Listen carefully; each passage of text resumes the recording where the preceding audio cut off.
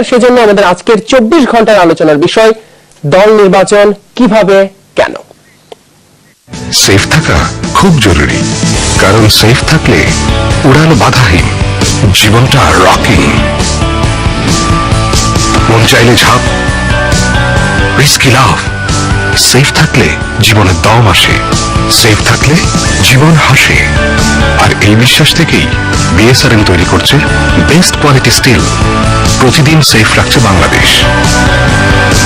BSRM, building এ safer nation. আলোচনার জন্য আমাদের সঙ্গে আজকে 24 ঘন্টার স্টুডিওতে উপস্থিত আছেন বাংলাদেশ জাতীয় ক্রিকেট দলের প্রধান নির্বাচক মিনহাজুল আবেদিন নান্নু এবং আছেন বাংলাদেশ ক্রিকেট বোর্ডের cricket operations chairman Akram Khan. আপনাদের দুজনকে স্বাগত জানাচ্ছি এবং সম্ভবত প্রথমবারের মতো কোনো টেলিভিশনের শোতে আপনারা দুজন একসঙ্গে, নিশ্চয়ই 22 গজে খেলেছেন একসঙ্গে, আজকে এখানে একসঙ্গে। আপনাদের দুজনকে আমরা পেয়ে আসলে আমাদেরও খুব ভালো লাগছে এবং আগামী 1 ঘন্টা আমরা যেটি বলছিলাম, দর্শক আপনাদের অনেক প্রশ্ন আছে, আমরা ফেসবুকে আপনাদের প্রশ্নগুলো পেয়েছি, সেগুলো নিয়ে আলোচনা করবো এবং এই দুজনের ছাড়াও আমাদের সঙ্গে যুক্ত হবেন বার্তা পক্ষ থেকে আমাদের senior cricket correspondent Tahmid Amit. আমরা আলোচনাটা শুরু করতে চাই মিনহাজুল আবেদিন নান্নু, আপনাকে দিয়েই। প্রধান নির্বাচক আপনি এবং খুব সম্প্রতি আসলে আপনাকে আরো একটি দল দিতে হয়েছে অস্ট্রেলিয়ার বিপক্ষে বাংলাদেশের, এবং সেই দলটি ঘোষণার পরে মূলত হয়তো একটি ইস্যুকে কেন্দ্র করে, মোমিনুলকে কেন্দ্র করে অনেক আলোচনা হলো। আপনি যখন দলটা দেন সেই সময় নিশ্চয়ই প্রত্যেকটা দল দেবার আগে মাথায় একটা টেনশন বা প্রেশার কাজ করে, আমি এই দলটা দেবার পর তার রিয়াকশন ফিডব্যাক কেমন হবে, এবং কি সেরকম একটা চাপ নিয়ে দলটা দিয়েছিলেন? সেরকম কোনো চাপ না, কারণ 1 বছর ধরে কিন্তু সিলেকশন প্যানেলে আমি প্রধান নির্বাচক হিসাবে আছি এবং সাথে কিন্তু আমাদের হেড কোচও আমার সাথে একসাথে আছে, সিলেকশন প্যানেলে 1 বছর ধরে অন্তর্ভুক্ত। তো সেই হিসাবে আমাদের কিন্তু একটা সিলেকশন প্যানেলে আমরা 3 জন ছিলাম, হাতুর হোসেনকে 4 জন এবং খালেদ মাহমুদকে নিয়ে 5 জন। ও কিন্তু 2 ক্যাপ্টেনের রিপ্রেজেন্ট হিসাবে আমাদের মিটিং অ্যাটেন্ড করে। তো এই 5 জনের সমন্বয়ে কিন্তু সিলেকশন প্যানেল। এখানে আমরা দল গঠনের সময় কিন্তু সবসময় 5 জনের আলোচনা শেষ করে একটা দল রেডি করে কিন্তু আমাদের ক্রিকেট অফিসের চেয়ারম্যানের কাছে দিতে হয়। ওটা অনুমোদনের পরে আমাদের সভাপতির কাছে যায়। তো স্টেপ বাই স্টেপ কিছু কাজ করতে হয়। অবশ্যই সব দল দেওয়ার সময় কিন্তু একটা টেন্স কাজ করে। সবার আগে কিন্তু পারফরমেন্স, আপনার পারফরমেন্সটা কেমন হবে এটা কিন্তু মাথায় সবসময় থাকে। দলের সামঞ্জস্য কিভাবে থাকে, বোলিং ব্যাটিং সব দিক দিয়ে, কটা স্পিনার নিতে হবে, কটা সিম বোলার নিতে হবে, কটা ব্যাটসম্যান নিতে হবে, কটা অলরাউন্ডার নিতে হবে, সর্বক্ষেত্রে কিন্তু একটা সামঞ্জস্য রাখতে হবে টিমকে। তো হোমে আমরা যখন টিম দিই তখন কিন্তু 14 জনের বেশি কোনো সময় আমরা টিম দিই।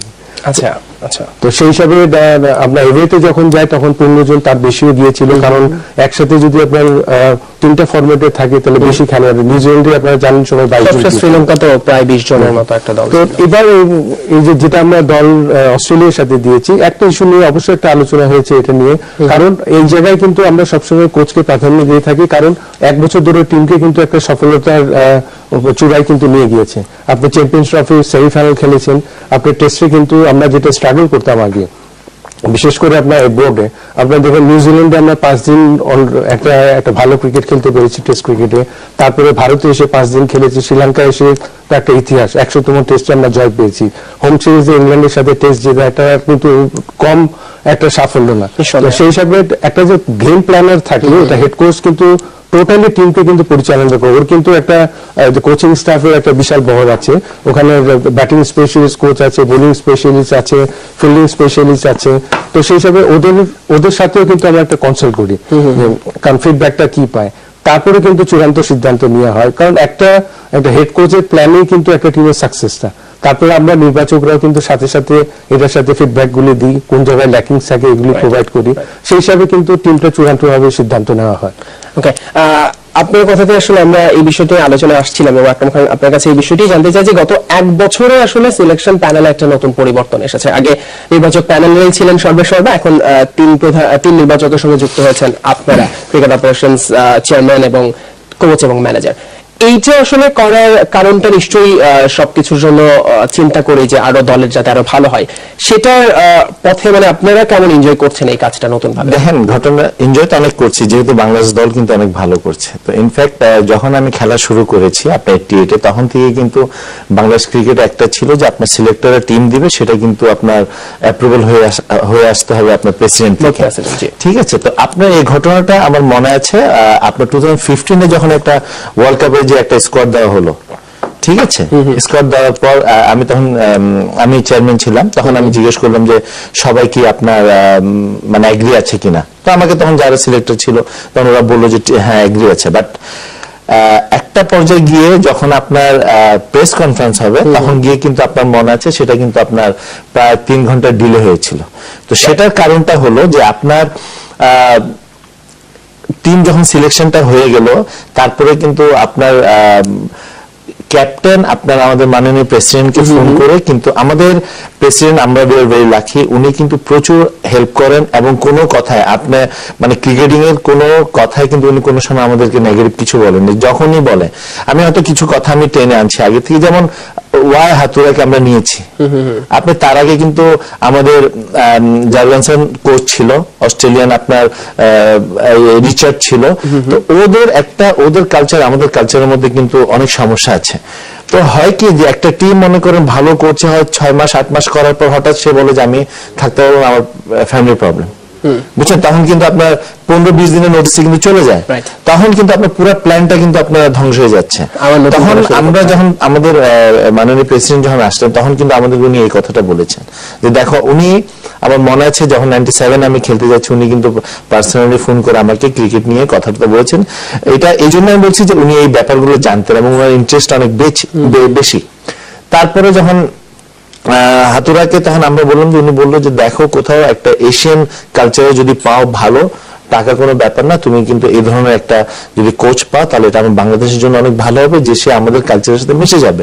তো আমরা আজকে মনে করেন 3-4 বছর হয়ে গেছে, আমাদের কোচ নিয়ে কিন্তু এই প্রবলেমটা হচ্ছে না, বিধায় আমরা কিন্তু ডেভেলপ করছি। এবং একটা টিম ডেভেলপ করতে কিন্তু আপনার শুধু প্লেয়াররা ভালো খেললে হবে না, আপনার প্রত্যেকটা জিনিস কিন্তু আপনার ডেভেলপ করতে হবে, প্রত্যেকটা হেল্প কিন্তু আপনার লাগবে। আপনি মাঠ বলেন, আর যারা খেলতেছে ডোমেস্টিক, তারপরে মনে করেন যে আপনি কোন স্ট্যান্ডার্ডে খেলতেছে, আপনার ফাইন্যান্সিয়ালি আপনি ঠিকভাবে আমরা করছি কিনা, সবকিছু কিন্তু আমরা আগের চেয়ে, আপনি যদি চান আমি বলবো পরে বলবো, কিন্তু আপনার সবকিছু কিন্তু আমরা আগে থেকে এখন কিন্তু অনেক ডেভেলপ করেছি।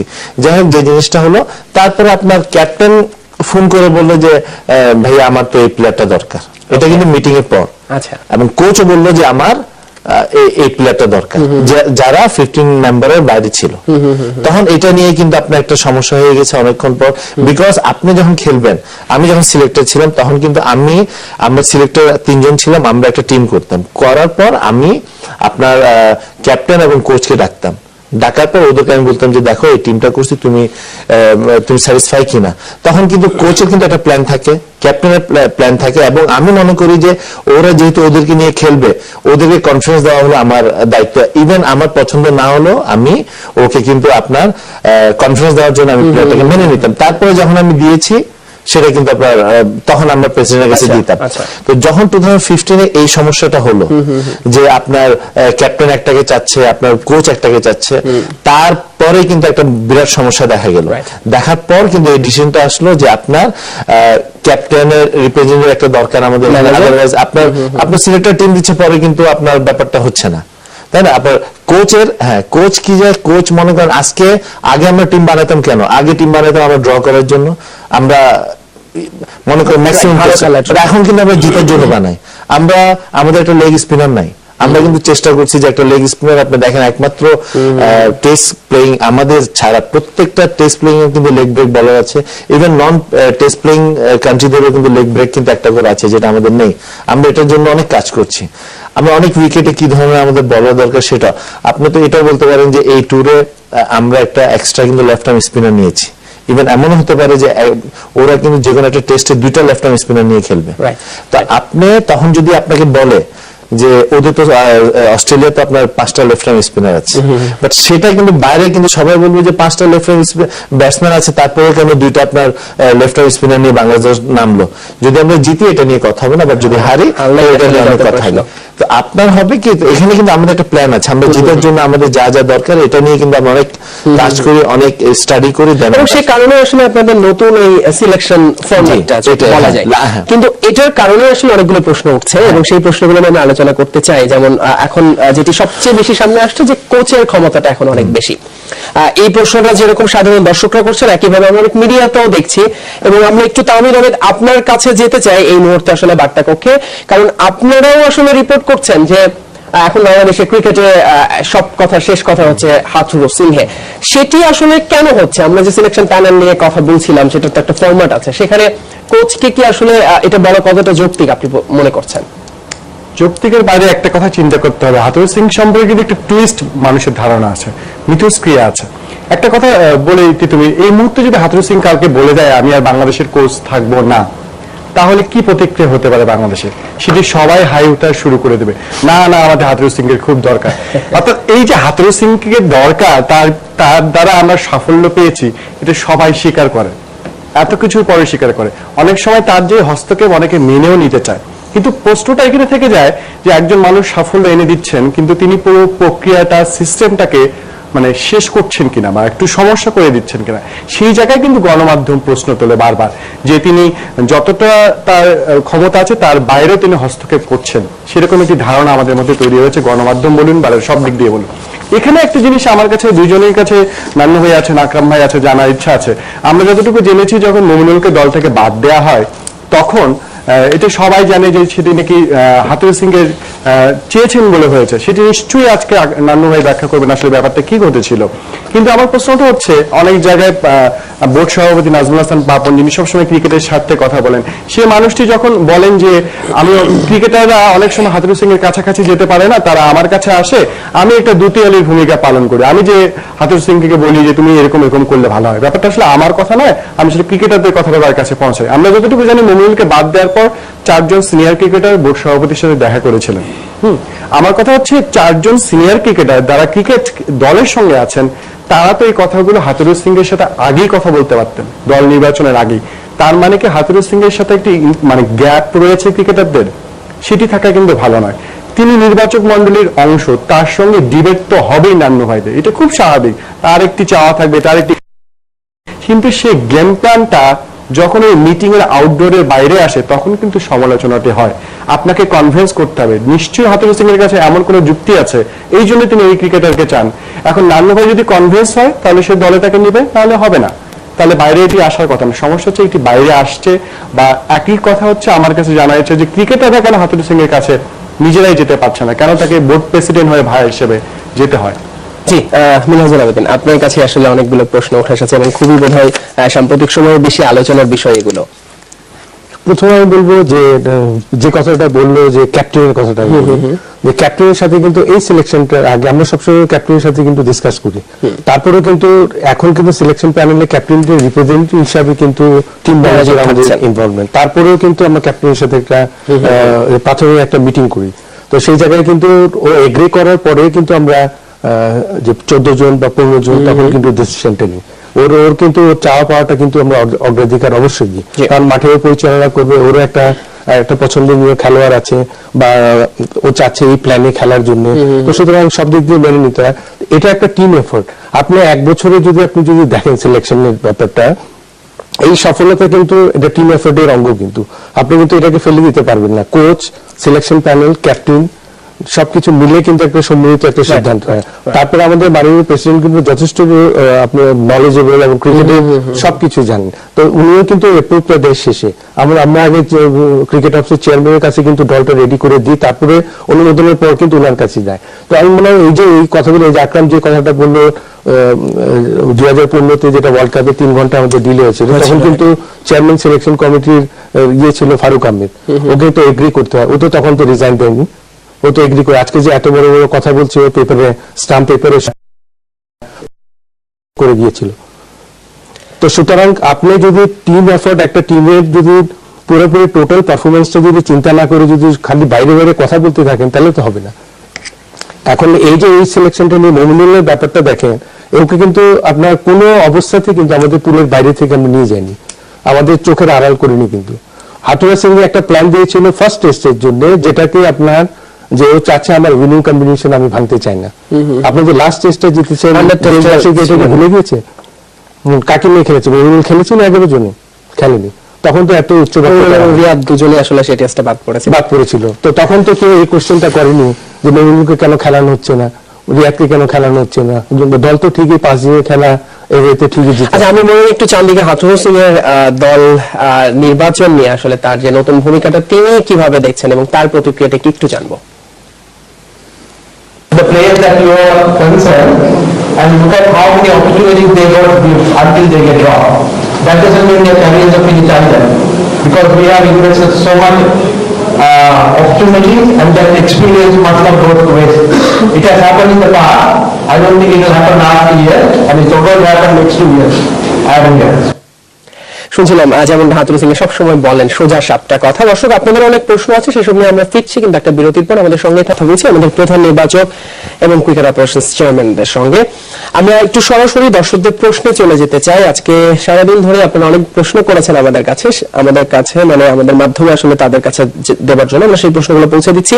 মোহাম্মদ আনোয়ার উল্লাহ একজন সাংবাদিক প্রশ্ন রেখেছেন, দল নির্বাচনে আপনারা কি পূর্ণ স্বাধীনতা পান? অবশ্যই, কারণ প্রথম প্রাথমিক সব কাজ তো আমরাই করি।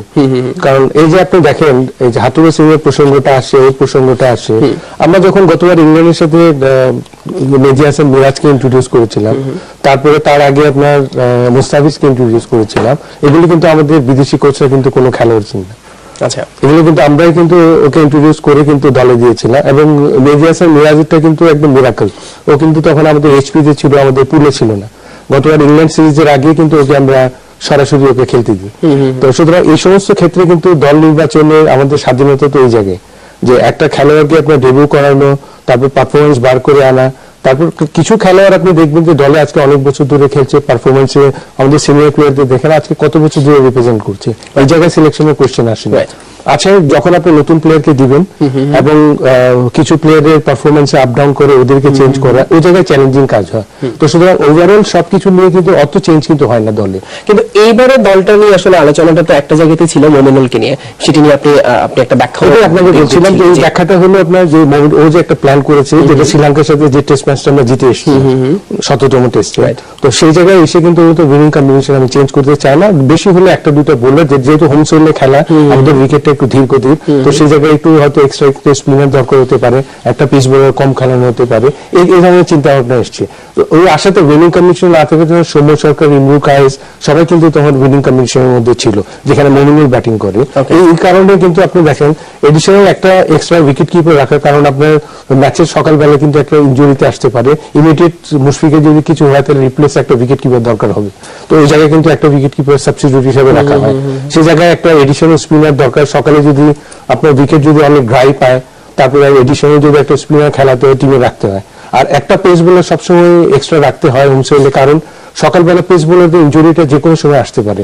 আপনার ওয়ার্ম আপ করছে, আপনার দুটো তিনটা বল করলে ব্যাকে পেন আসতে পারে, হ্যামস্ট্রিং ইনজুরি আসতে পারে, অ্যাঙ্কেলে পেন আসতে পারে, তখন কারণ টেস্ট ক্রিকেটে বোলারদের অনেক লম্বা বোলিং করতে হয়, সেই হিসাবে ব্যাটসম্যানদের ইনজুরিটা কম আসে। তো সেই হিসাবে সবচেয়ে 14 জন যখন হোমে আমরা দল দিয়েছি, এই কারণে কিন্তু আপনার মমিনুলকে একটু বাইরে রাখতে হয়েছে। কিন্তু সেকেন্ড টেস্টে আমাদের যে প্ল্যান করা ছিল যে চিরঙে গিয়ে আমরা কিভাবে খেলবো, ওই জায়গায় কিন্তু মমিনুল আমাদের অন্তর্ভুক্ত ছিল আপনাদের। অবশ্যই। আচ্ছা আচ্ছা আচ্ছা। তো সেই জায়গায় কিন্তু আমরা সবকিছুতে মিডিয়াতে আপনার বসে তো আমরা প্রকাশ করতে পারি না, কিছু কিছু জিনিস তো আমাদের মধ্যে রাখতে হয়। গেম প্ল্যান হাতুরু সিং কিভাবে কোন প্ল্যানে খেলবে, এটা তো আপনার মিডিয়াকে জানানো যাবে। আমি একটা পরের প্রশ্ন যেতে চাই, সেটা আকরাম খানের জন্য। এটি আসলে করেছেন আরেকজন ক্রীড়া সাংবাদিক এম কায়সার। তার প্রশ্নটি হচ্ছে যে জাতীয় দল চূড়ান্ত হলে তাতে অবশ্যই বিসিবি সভাপতির সই থাকে, যেটির আমরা কথা বলেছি, কিন্তু অস্ট্রেলিয়ার বিরুদ্ধে প্রথম টেস্টের দলে অংশে সেটি করা হয়েছিল, কিন্তু তারপরও কেন তিনি মমিনুল কেন দলে নেই এই তথ্য জানিয়ে বিস্ময় প্রকাশ করেছিলেন সংবাদ মাধ্যমের সামনে সেদিন। সত্যি কথা বলতে কি, আমি যদি সিলেক্টর থাকতাম আমি কিন্তু মমিনুলকে নিতাম। এটা হলো নো ডাউট, কারণ এটা ব্যক্তিগত মত আমি যেটা বলছি। এবং আমি যে জিনিসটা ওকে খেলা বা না খেলা, বাট মমিনুল এমন একটা প্লেয়ার, সে কিন্তু টেস্টে বাংলাদেশের আমি মনে করি one of the best player. এবং যে ছেলেটা যেখানে আপনার 11টা সেঞ্চুরি আছে, যেখানে আরেকটা হলো সে মানে অলমোস্ট ওয়ার্ল্ড রেকর্ড হয়ে যায়, তো আপনার বৃষ্টির জন্য শেষ ইনিংসটা খেলতে পারে না। তো এই ধরনের প্লেয়ারকে আপনি যদি আমরা মনে করেন যে আপনার ও যখন প্রবলেমে পড়েছে তখনই কিন্তু হেল্প করা উচিত। এবং ওর একটা ক্রিকেটে মনে করেন যারা পারফরমেন্স করে, আপনার টেকনিক তো থাকে, আপনার হয় কি নিড সাম কনফিডেন্স, আপনার সেটা নিয়ে কিন্তু আমাদের প্রায় 1-1.5 ঘন্টা আমাদের মধ্যে মিটিং হয়েছিল। এবং এইখানে একটা যে সমস্যাটা হয়েছিল যে আপনার মোসাদ্দেকের কিন্তু একটা প্রবলেম ছিল, যেটা হলো চোখে, তখনও কিন্তু ডাক্তার ক্লিয়ারেন্স পুরো দেয়নি।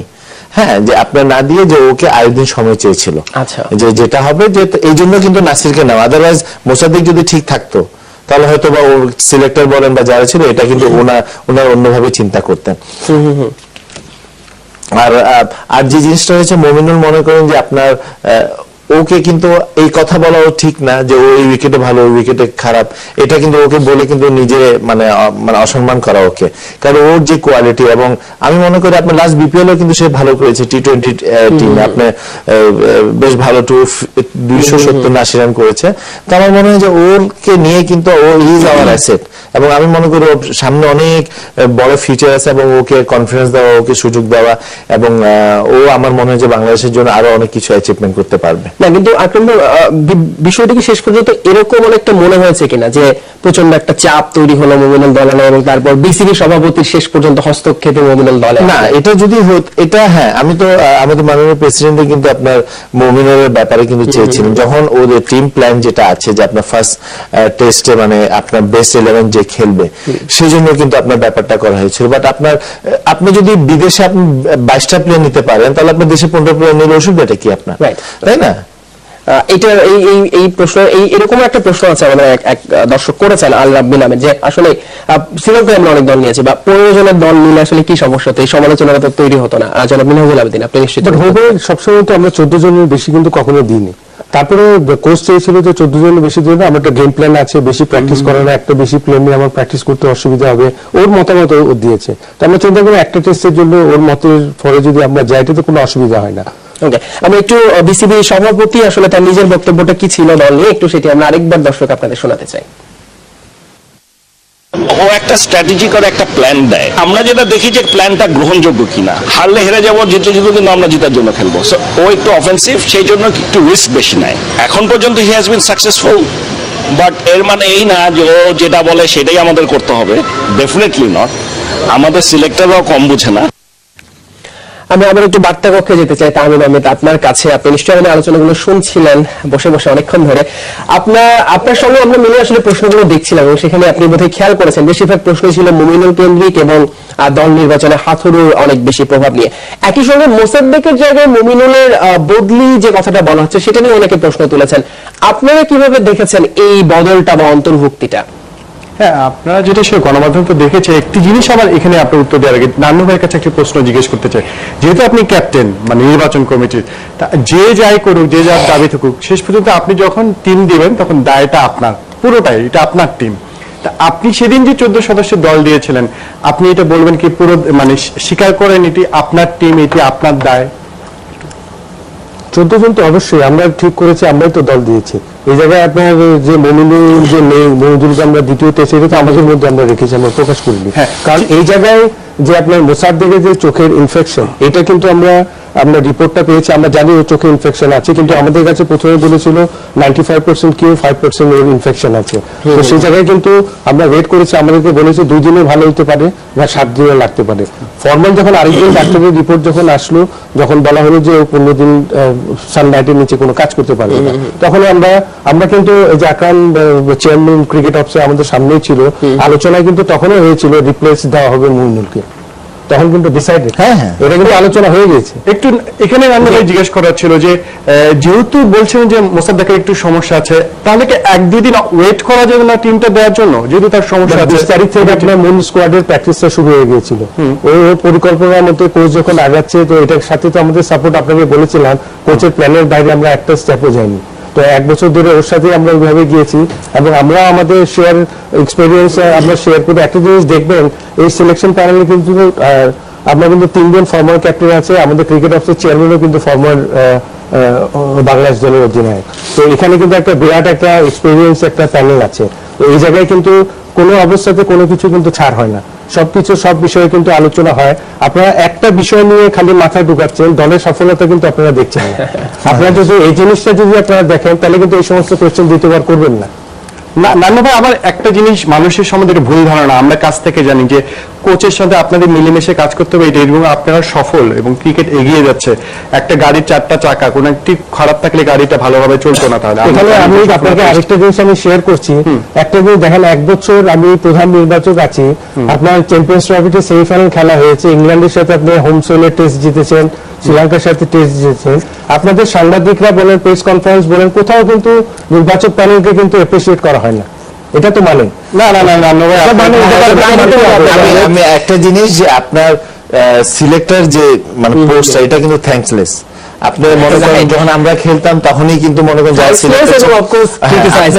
আপনি দেখেন আপনার অনেক ঘটনা আছে। আমরা যখন ছোট আপনার 85 86 এর কথা বলছি, তখন কিন্তু আপনার ইন্ডিয়া একটা খুব মানে টেস্ট ছিল ইন্ডিয়া এবং পাকিস্তানের। তখন মনে করেন ওভাবে আমরা টিভিতে দেখতে পারতাম না, রেডিওতে। তখন কিছু বলারের মধ্যে কাদের ছিল কিন্তু নাম্বার 1 বলার ওয়ার্ল্ডে। আপনার ওই টেস্টে কিন্তু ইমরান খান আপনার কাদেরকে খেলেনি, আপনার ওয়াসিমকে খেলিয়েছিল লেফট আর্ম স্পিনার। এটা নিয়ে কিন্তু অনেক ক্রিটিসাইজ হলো। পরে কিন্তু দেখা গিয়েছে কি ম্যাচটা কিন্তু পাকিস্তান জিতলো 16 রানে।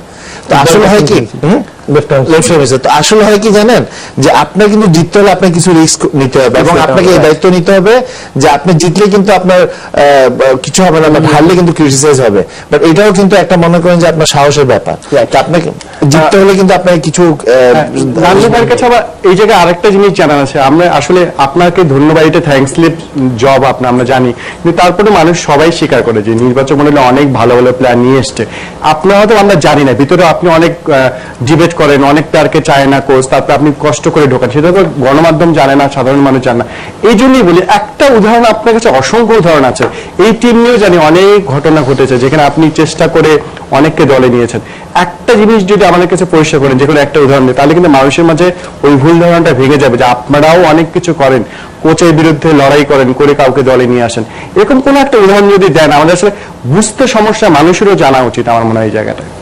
আপনি দেখেন গত ইংল্যান্ড সিরিজের সময় আমরা মেহেদী হাসান মিরাজের ব্যাপারটা দেখেন, ও কিন্তু কোচ কিন্তু কখনো ওকে দেখেনি। আমরা কিন্তু সরাসরি ওকে কিন্তু খেলার জন্য তৈরি করেছি, এইচপিতে রেখে আমরা কিন্তু ইন্ট্রোডিউস করেছি এইভাবে। ওই জায়গায় কিন্তু কোচও কিন্তু ওই প্লেয়ারকে চিনি না এবং ও কিন্তু রিস্ক নিতে চায়নি প্রথমে। তারপরে আমাদের সাথে আমি, হাবিবুল বাশির, সুমন, আমরা সবাই কিন্তু ডিসকাস করে ওকে কিন্তু রাজি করেছি। একই জিনিস কিন্তু মুস্তাফিজের ব্যাপারে হয়েছিল, একই জিনিস। তো কিছু কিছু জায়গায় আপনাকে অবশ্যই রিস্ক নিতে হবে। আমরাও চ্যালেঞ্জটা নিয়ে প্লেয়ারকে নিয়ে দেখো, তুমি দেখো ওদেরকে আমরা সিলেকশন প্যানেলের দায়িত্ব নিচ্ছি, এভাবে কিন্তু হয়। একই জিনিস কিন্তু এইচপিতে যখন আমরা যাচ্ছি, একই জিনিস কিন্তু ওখানে কিন্তু কোচ এসে কিন্তু কোনো খেলোয়াড়কে চিনে না। আমরা কিন্তু আমাদের এইচ গ্রুপের সিলেকশন প্যানেল একটা আছে 3 জনের, ওরা কিন্তু আন্ডার 19 পর্যন্ত কিন্তু সিলেক্ট করে দেয়। আন্ডার 19 এর পরে কিন্তু আমরা এইচপিতে নিয়ে যাই প্লেয়ারদের। ও জায়গায় কিন্তু ভেরি রিস্কি। প্রশ্ন উঠেছে যে কোচ যেহেতু সিলেকশন প্যানেলে, তাহলে তিনি কি আসলে এই লোকাল ক্রিকেট গুলো দেখার তার দায়িত্বের মধ্যে পড়ে কিনা? আকরাম খান, আপনার কাছে এই প্রশ্নটি। ও দেখে, ও মনে করেন যে আপনার যে একদম মাঠে গিয়ে যে দেখে সে কিন্তু সেটা করে না। বাট আপনার যেহেতু আমাদের আপনার সিলেক্টর আছে প্লাস পারফরমেন্স, এখন তো মনে করেন যে আপনার সবকিছু আপনার বাসায় আপনি বসে আপনি ইন্টারনেটে দেখতে পাচ্ছেন। বাট তার যে জিনিসটা আমার কাছে সত্যি কথা বলতেছি, আপনি হয়তো কেউ পছন্দ হবে, কেউ পছন্দ হবে না। তার যেমন ও কিন্তু হিজ এ গুড প্ল্যানার, এবং তার একটা হলো যে তার যে প্ল্যানটা আছে সে কিন্তু আমাদেরকে এক্সপ্লেন করে। যেমন আগে আমরা যখন খেলতাম, যখন যদি সাউথ আফ্রিকা বা অস্ট্রেলিয়া যদি যেত, দেখা আমরা আগে থেকে 5টা কিন্তু পেস বলার নিব, 15 জনের মধ্যে 4টা থেকে 5টা পেস বলার নিব। আমরা কিন্তু খেয়াল করছি না যে আমরা কোথায় কোন গ্রাউন্ডে খেলবো। বাট এই আসার পর কিন্তু আপনারা দেখলাম যে ও বলতেছে না, আমরা যে মাঠে খেলবো সেখানে স্পিনাররা ভালো করবে, যে মাঠে খেলবো। তো আমি যেটা শুরুতে বললাম যে আমরা কিন্তু এখন জিতার জন্য করি। এখন আমাদের যখন যেটা দরকার, আপনি মুস্তাফিজের কথা, মুস্তাফিজকে মনে করেন সে বছর মুস্তাফিজ কিন্তু আবনীতে খেলেছে এবং মাত্র 15টা ম্যাচের মধ্যে সে কিন্তু 2টা ম্যাচ চান্স পেয়েছে, শেষের 2টা, এবং শেষের 2টা সে কিন্তু আপনার 4টা না 5টা উইকেট নিয়েছে। বাট ও বললো কি, ও প্ল্যানে বললো যে আমার একটা লেফট আর্ম ফাস্ট বলার দরকার, বাংলাদেশের যেগুলো আছে তোমরা নিয়ে আসো, আমরা ওকে দেখবো। তো এইগুলো তো মনে করেন ইভেন এই যে আপনার স্কোয়াড করলো, এখানে আমি নাম বলছি না, নাম বলে কেউ ছোট করছি না, একটা প্লেয়ারের প্রতি সে কোনো মতেই চায়নি। বাট মনে করেন আমরা আমাদের মনে করেন সিলেক্টররা ফাইট করে ফাইট না, এখানে মনে করেন যে আন্ডারস্ট্যান্ডিং এর মধ্যে ওকে বুঝিয়ে তারপর রাখা হয়েছে। তো এই জিনিসটা হয়। হ্যাঁ, এখন যে জিনিসটা হলো যে আপনার যেটা বললো যে 100 টেস্ট যেটা মমিন তো খেলেনি, সেখানে কিন্তু জিতার পর কিন্তু কোনো প্রশ্ন আসেনি। এটা স্বাভাবিক যে আপনার এই ধরনের প্রশ্ন আসবে, এই ধরনের। বাট সবচেয়ে ইম্পর্টেন্ট কথা হলো যে আমরা একটা টিম ওয়াইজ, টিম মিনস আমি শুরুর থেকে উপর লেভেল থেকে মাননীয় প্রধানমন্ত্রী থেকে শুরু করে যে ধরনের ফ্যাসিলিটিস আমাদেরকে দেওয়া হচ্ছে, যে সিচুয়েশনে আমরা বড় বড় টুর্নামেন্ট করলাম, আপনার দেশের কন্ডিশন কিন্তু ভালো ছিল না ওই সময়, ইংল্যান্ড এসে খেলে গেল, প্লাস আমাদের মাননীয় আপনার বোর্ড প্রেসিডেন্ট যেভাবে আপনার ক্রিকেটকে হেল্প করছেন, সময় দিচ্ছেন, তো সবকিছু মিলে ইভেন টিম স্টাফ আপনি চিন্তা করেন, যার কথা বলি না নাই আপনি নিয়ে এসে আপনার কন্টিনিউয়াস আপনার রিপুটেশন ওয়াইজ হিজ এ মানে আপনার লিজেন্ড, ওকে কিন্তু আমরা বোলিং কোচ এনেছি, আমরা আপনার কিন্তু আমাদের স্টাফ টিম স্টাফ কিন্তু অনেক রয়েছে, অনেক ইভেন আমরা আপনার এখন কম্পিউটার অ্যানালিস্ট কিন্তু আমরা ইন্ডিয়া থেকে আমরা কথা বলতে কিন্তু এর মধ্যে আরেকটা বিরতির সময় হয়ে গেছে। আমাদের সঙ্গে ছিলেন তামিম আহমেদ, আপনাকে অসংখ্য ধন্যবাদ আমাদের সঙ্গে থাকবার জন্য। দর্শক 24 ঘন্টায় দল নির্বাচন নিয়ে আরো কথা হবে, কিন্তু আরেকটা বিরতির পর আমাদের সঙ্গে থাকবেন। দেখেন 24 ঘন্টা বিরতির পর স্বাগত আরো একবার। দল নির্বাচন কিভাবে, কেন, সেসব নিয়ে আপনাদের অসংখ্য প্রশ্ন আছে। সেই প্রশ্নগুলো যাবার আগে আমার নিজের একটা প্রশ্ন আপনার কাছে করতে ইচ্ছা করছে আসলে মিনহাজুল আবেদিন। অনেকেই এই মমিনুল ইস্যুতে 1999 সালের আপনার জায়গাটা আসলে তাকে বসাচ্ছে এবং নাটকীয়ভাবে আপনি এখন চিফ সিলেক্টর। আপনার নিজে আসলে কি বলবেন এই ব্যাপারে, আপনার মন্তব্যটা কি? এটা এই কম্পেয়ারটা করাটা কিন্তু আমি এটা ঠিক বুঝতে পারিনি। আমাকে কিন্তু প্রেস কনফারেন্সে এটা জিজ্ঞেস করা হয়েছিল। আপনি দেখেন আমার কেসটা ছিল একটু অন্যরকম। যখন আমি 139 রান করে ওভারনাইট ড্রপ হয়েছিলাম তখন কিন্তু কোশ্চেনটা এসেছিল। রাইট, এই জায়গায় কিন্তু মমিনুল একটা ডিফারেন্ট, ওর লাস্ট টেস্ট ম্যাচে টিমে ছিল না, ওকে এই টেস্টে নেওয়া হয়নি, তখন এই কোশ্চেনটা এসেছে। ডিফারেন্সটা কিন্তু এই জায়গায়। তারপর আমি আপনাকে একটা জিনিস বলি যে সিলেকশনের পরে পেপারে অনেক লেখালেখি করছে, আমাদের ফর্মার একজন ক্যাপ্টেনও অনেক কথা বলেছে এগুলো নিয়ে। আপনি দেখেন আমি বিসিবির সাথে কিন্তু খেলা ছাড়ার পরে 2005 থেকে কিন্তু কোচিং এ ছিলাম, আমি লেভেল 3 কোচ। আমার কাছে কিন্তু আন্ডার-19 আমি হেড কোচ যখন ছিলাম 15 মাস দল আমার কাছে ছিল। আজকে জাতীয় দলে আপনি যাদেরকে দেখছেন তাদের সিংহভাগ খেলোয়াড় কিন্তু আমার হাতে তৈরি। এই মমিনুল বলেন, সন্নু বলেন, সাব্বির বলেন, সবাই কিন্তু আমার হাতে তৈরি। রামুল্লাহ বিজয় বলেন, আজকে অনেকজন মেন্টর হয়েছে, ওদের বাবা নিচ্ছে, অনেক কিছু কিন্তু বলা হচ্ছে যে আমি ওকে করেছি, আমি ওকে কাউকে কিন্তু দেখি না। আমাদের বিসিবি কিন্তু আন্ডার-15, আন্ডার-17, আন্ডার-19 সবকিছু কিন্তু ওদেরকে লালন করেছে, ওদেরকে ইমপ্রুভ করেছে। আজকে একজন বলছে যে রাবার স্ট্যাম্পে নির্বাচকরা সই করছে, এই ধরনের কোশ্চেন আসছে, কিন্তু ওই কিন্তু সিলেকশন কমিটিতে ছিল, ও কিন্তু একই কাজ করে গিয়েছে। কোশ্চেন কিন্তু বলার সময় অনেক কথা বলছি। আমি যখন 99-তে বাদ পড়েছিলাম, আসলে কি তাহলে একই কাজ করে গিয়েছেন তিনি? মানে অবশ্যই দলকে চেঞ্জ হবে, কোচের পছন্দের দলের খেলোয়াড় আমরা নিইনি, অবশ্যই নিয়েছি। ক্যাপ্টেনের পছন্দের খেলোয়াড় আমরা নিইনি, অবশ্যই নিয়েছি। আমরা তো একদম আমাদের 3 জনের প্যানেলের দল সব কোনো সময় আমরা তৈরি করি নাই। যে কোনো কোচের প্রাধান্যকে আমরা 10% দিই, ক্যাপ্টেনের প্রাধান্যকে 10% দিই। এই জায়গায় আরেকটা জিনিস আপনি দেখবেন, 99-তে আমি যখন দল থেকে বাদ পড়েছিলাম তখন কিন্তু আমি শহীদের সন্তান, আবার এই শহীদের সন্তানের আইডেন্টিটি নিয়েও কিন্তু অনেকে কোয়েশ্চেন করছে, এবং প্রথম আলোর একজন সাংবাদিক এটা নিয়ে বলছে শহীদের সন্তান বলে খেলতে হবে কিনা। এরকম কিন্তু অনেক কোয়েশ্চেন আসে, অনেক কিছু রিলেটেড। তো সেই জায়গায় আমি আপনাকে আবার এখানে আসি ডেভেলপিং প্রোগ্রামের মধ্যে বিসিবি, তো এই খেলোয়াড় কিন্তু আমার হাতেই তৈরি। তো আমি কিন্তু মহিমুল কিন্তু আমার সেরা খেলোয়াড়ের একজন, 19 থেকে কিন্তু আমি ওকে পছন্দ করে এসেছি। তো সেই জায়গায় কিন্তু ওকে নিয়ে যে এই ধরনের কাজ করবো এটা কখনো না, যেহেতু আসলে যেটা বলে উইনিং কম্বিনেশনের জন্য কোচ একটা প্ল্যান দিয়েছে, এই প্ল্যানের সাথে আমরা একসাথে গিয়েছি, দেশবাসীকে এটা জানা উচিত।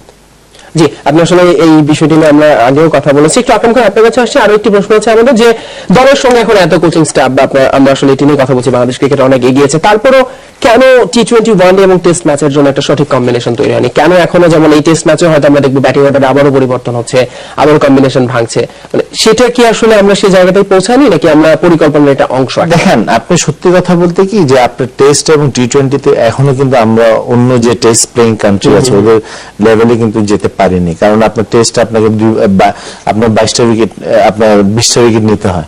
আপনার টি-20তে যে জিনিসটা আমরা হেরে যাচ্ছি, আপনারা দেখেন যখন আমরা 13-14 ওভার পর্যন্ত কিন্তু আমাদের অবস্থা অনেক ভালো থাকে, বাট অন্য সব দলে কিন্তু একটা 13 ওভারের পর যারা আসে 5, 6, 7 নম্বর, ওরা কিন্তু বিগ হিটার কিন্তু প্রত্যেক দল আছে, যেটা আমাদের কাছে নেই। বাট এটা নিয়ে আমরা কিন্তু ওয়ার্ক করছি, এবং আজকে বাংলাদেশ ক্রিকেট এখানে আসছে যে আপনার অনেকের কিন্তু এটার সাথে ইনভলভ ছিল, আমি সবাইকে ধন্যবাদ জানাচ্ছি। বাট আপনার গত 4-5 বছরে যে ধরনের ইমপ্রুভ করেছে সেটা কিন্তু আপনার মিরাকেল। আপনি ওয়ান ডেতে মনে করেন আমরা কিন্তু এখন 6 চলে আসছি, আবার 7 আছে, বাট এটা কিন্তু টেস্টে কিন্তু আপনি দেখেন আমরা কিন্তু ইন্ডিয়ার মতো জায়গায় গিয়ে আমরা কিন্তু ইন্ডিয়ার লাস্ট ডেতে আপনার টি পর্যন্ত খেলেছি, এটা কিন্তু অনেক বড় অ্যাচিভমেন্ট, এবং আমরা ডে বাই ডে কিন্তু ইমপ্রুভ করছি। টি-20 আগের চেয়ে কিন্তু ভালো করেছি, এবং এটার পিছনে আপনি দেখেন যে আমরা কি করছি, আমরা আন্ডার-19 মনে করেন যে ফ্যাসিলিটিস দিচ্ছি, আপনারা হয়তো বাংলাদেশ টিম নিয়ে আছেন, বাট আমরা আন্ডার-19 যে ফ্যাসিলিটিস আপনি এই যে আমরা একটা প্ল্যান করলাম যে গেলাম পাপন ভাই এরকম একটা ব্যাপার, আমরা আন্ডার 19 4 দিনে ম্যাচ করতে চাই এবং গ্রাসি উইকেটে। উনি বললেন অসুবিধা নাই, তুমি করো। আমি কিন্তু গত 2 বছর থেকে আমরা কিন্তু আপনার আন্ডার 98 টুর্নামেন্ট করছি, সেখানে কিন্তু T20 হয়। আপনি তখন থেকে কিন্তু আপনি প্লেয়ার পিক করে ফেলতে পারছেন, কে T20 তে ভালো, কে ওয়ানডেতে ভালো, কে টেস্টে ভালো। জি, তো সেই সব ক্ষেত্রে আসলে এই ভালোদের নিয়ে আসলে অনেক প্রশ্ন উঠছে। যেমন একটা প্রশ্ন এসেছে যে তাইজুলকে নিতে চাননি কোচ হাথুরু, কিন্তু শেষ পর্যন্ত মিনহাজুল আবেদিন আপনার কারণে দলে এসেছে তাইজুল, সেটি আসলে সত্যি কিনা? কিছু জায়গায় এক্সপেরিয়েন্সকে আপনার মূল্য দিতেই হবে। এক্সপেরিয়েন্সের সাথে কিন্তু আমি কখনো কম্প্রোমাইজ করি না। তো এই জায়গায় কিন্তু একটা অনেকগুলি টেস্ট খেলেছে, অনেকগুলি সেই জায়গায় আমরা সিলেকশন প্যানেল কিন্তু আলাপ আলোচনা করে ওকে দেওয়া হয়েছে। তো সেই আপনাকে যেটা বললাম, প্রত্যেকটা সিদ্ধান্ত কিন্তু কোচের প্ল্যানের সাথে আমরা যাই, কিন্তু যে জায়গায় আমাদের ইম্পর্টেন্স যেখানে দরকার আছে প্লেয়ার, ওই জায়গায় কিন্তু আমরা। কিন্তু একই সঙ্গে আমরা শুরুতে আরেকটি বিষয় নিয়ে কথা বলতে চাচ্ছিলাম যে সিনিয়র প্লেয়ারদের সঙ্গে কোচের দূরত্ব, যেটার জন্য সিনিয়র প্লেয়ারদের বিসিবি সভাপতির কাছে যেতে হচ্ছে, সেখান থেকে আবার কোচের কাছে আসছে। এই বিষয়টি কি আসলে তৈরি? আমার মনে হয় এগুলি হয়তো লেখা, আপনি পারফরমেন্সে দেখেন, প্র্যাকটিসে দেখেন, টিমের কম্বিনেশন দেখেন, সব জায়গায় কিন্তু সিনিয়র প্লেয়ারদের সাথে সবকিছু কিন্তু আলোচনা হয়। তো এই জায়গায় কিন্তু যদি আপনার যদি একটা ভালো যদি টিম এফোর্ট না থাকতো, আপনি এই সাকসেসটা 1 বছরে পেতেন না, নিঃসন্দেহে। আর এবং আমি এখানে একটা জিনিস যুক্ত করতে চাই যে আজকে মনে করেন বাংলাদেশ, আমরা ভেরি লাকি যে আপনার গত 10, 11, 12 বছর থেকে কিন্তু আপনার 5-6টা সিনিয়র প্লেয়ার কিন্তু বাংলাদেশ দলে আছে। আপনি দেখেন আজকে বাংলাদেশ এত সাকসেস হওয়ার পিছনে শুধু ওদের পারফরমেন্স না, সব দলের একটা ঈশ্বরও কারণ যে কিন্তু এতগুলো আপনি এরা ভেরি লাকি যে আপনি এবং এইদের কিন্তু শুধু মাঠের পারফরমেন্স না, মাঠের বাইরে আপনি দেখবেন এদেরকে নিয়ে কিন্তু আপনি এদের কিন্তু প্রত্যেকটা জিনিস, এদের অ্যাটিটিউড, এরা যে জুনিয়রদের সাথে যেভাবে দলটাকে লিড করছে এবং মাশরাফির কথা বলেন, ক্যাপ্টেন আপনার মুশফিক, এরা কিন্তু আপনার দেয়ার লাগে ফ্যামিলি। আজকে মনে করেন এটা শুরু বোর্ড প্রেসিডেন্ট থেকে আপনি আজকে যে স্টাফ আছে ওদেরকে নিয়ে কিন্তু ওরা সব সময় একসাথে থাকে, একসাথে কাজ ধরে। আর যেটা আপনি বললেন যে টিম স্টাফের যে কথাটা, আপনি এখন যে ধরনের অন্য দলগুলো যেভাবে আপনার টিম স্টাফ নিচ্ছে, কম্পিউটার অ্যানালিস্ট নিচ্ছে, আপনার ওদের সাথে কিন্তু আমাদেরকেও কাজ করতে হচ্ছে। রিসেন্টলি আমরা কিন্তু ইংল্যান্ডে গিয়ে আপনার একটা আপনার কম্পিউটার যেটা নিয়েছি, যে আইপডে কিন্তু আপনি দেখবেন প্রায় 13-14 হাজার পাউন্ড দিয়ে কিন্তু আমরা নিয়েছি যেটা। এবং রিসেন্টলি যে জিনিসটা করলাম যে আপনার যে আমরা একটা ব্যাটিং কোচ এনেছিলাম, আপনার মনে আছে কিনা, সেটাও কিন্তু আমি মাননীয় বোর্ড প্রেসিডেন্টকে বলে অনলি ফর শেষের 4টা ব্যাটসম্যানের জন্য কিন্তু সেটার ফল খুব বেশি এখন আমরা জানি না এই টেস্টে কেমন হবে। আরেকটা আমরা যদি লোয়ার অর্ডার ব্যাটিং এর কথা চিন্তা করি, সেখানে সাব্বির রহমান বাংলাদেশ দলে খেলছেন বেশ কিছুদিন ধরেই, তারও অন্তর্ভুক্তি নিয়ে প্রশ্ন আছে। আমাদের একজন প্রশ্ন রেখেছেন এটি আমাদের কাছে যে সাব্বির কি আসলে এখনই টেস্ট খেলার জন্য পরিণত কিনা।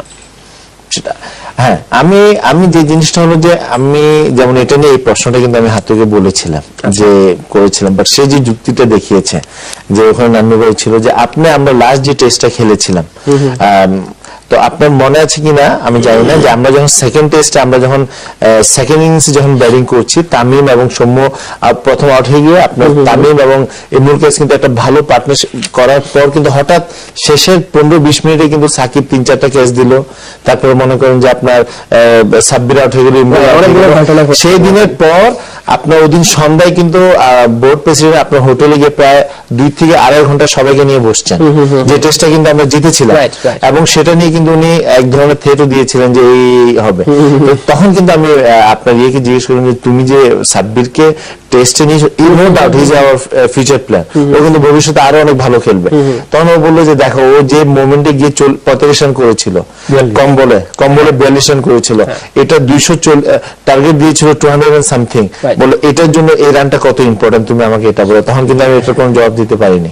সো একটা জিনিস যেটা আমি বিশ্বাস করি যে আপনার টিম কিন্তু খারাপ হলে আপনার পারফরমেন্স কিন্তু আপনার সবচেয়ে বেশি জব দিতে কিন্তু ওকে দিতে হবে, এবং ওরও কিন্তু আপনার একটা ক্যারিয়ারের ব্যাপার আছে। একটা কোচ কিন্তু কোনোদিন চাবে না ওর ক্যারিয়ার, সবাই কিন্তু এই জিনিসটা দেখে। আমরা আসলে একেবারে শেষ দিকে চলে এসেছি।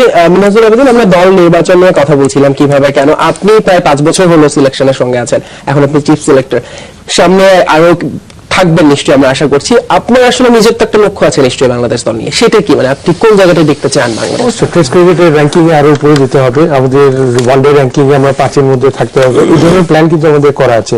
তারপরে আপনার হাতুড়ি সিং এর সাথে আমি যে প্ল্যানটা করেছি 19-এর যে বিশ্বকাপটা নিয়ে নতুন কিছু খেলোয়াড় একটা প্ল্যান করা আছে। তো দেখা যাক আগামীতে, এবং হোম সয়েলের এই সাকসেসটাও ভেরি ইম্পর্টেন্ট টেস্ট ক্রিকেটে। আমরা যদি হোম সয়েলে ভালো ক্রিকেটটা খেলতে পারি, আমাদের এস্টাবলিশমেন্ট বাড়বে, আমাদের ইয়াং যারা খেলোয়াড় আছে এটা আরো ইন্সপায়ার হবে, সিলেকশন দেওয়ার জন্য শুভকামনা। আকরাম খান, আপনার কাছে দিয়ে শেষ করতে চাই, আপনি ক্রিকেট অপারেশনস এর সঙ্গে আছেন নিশ্চয়ই, আপনি যেটি বলছিলেন অনেক পরিকল্পনা বা সামনে। হ্যাঁ, আমাদের মনে করেন যে আপনার যে প্ল্যান যেটা আমরা করছি এবং যেভাবে হয়ে আসছে, যেমন আমাদের প্লেয়ারদেরকে ফ্যাসিলিটিস দেওয়া কিন্তু আমরা কিন্তু একটা অনেক সিরিয়াস ভাবে নিয়েছি। যে জিনিসটা মনে করেন আগে আমাদের টি20-তে ম্যাচ ফি ছিল আপনার 35,000, সেটা 1,25,000 চলে আসছে। যেখানে আপনার টেস্টে ছিল 2 লাখ, সেটা আমরা 3.5 লাখ করেছি। তো আমরা প্লেয়ারদেরকে ফ্যাসিলিটিস দিচ্ছি এবং প্লেয়াররা পারফরমেন্সও করছে। আন্ডার 19-এ 4 দিনে টি20 এবং ওয়ানডে টুর্নামেন্ট করছি, এবং প্রায় 80-90টা প্লেয়ার আপনার কন্ট্রাক্ট চলেছে। এটা অবশ্য আগের থেকে ছিল, বাট এখন কিন্তু আমরা চাচ্ছি যে প্রত্যেকটা জিনিস এবং দায়িত্ব যেভাবে আমরা নিচ্ছি, আমরা ক্রিটিসাইজও আমরা গ্রহণ করছি। আপনার প্রত্যেকটা দিন দেখেন আমাদের যে একটা জিনিস যেটা প্ল্যান, যে আমরা দেশে ক্রিকেটে কিভাবে আগাতে। অনেক ধন্যবাদ আকরাম খান এবং মিনহাজুল আবেদিন, আপনাদের দুজনকে। দর্শক, এই ছিল আমাদের আজকের মতো 24 ঘন্টা। ধন্যবাদ এতক্ষণ সঙ্গে থাকার জন্য। আগামীকাল আবার নিশ্চয়ই নতুন বিষয় নিয়ে দেখা হবে।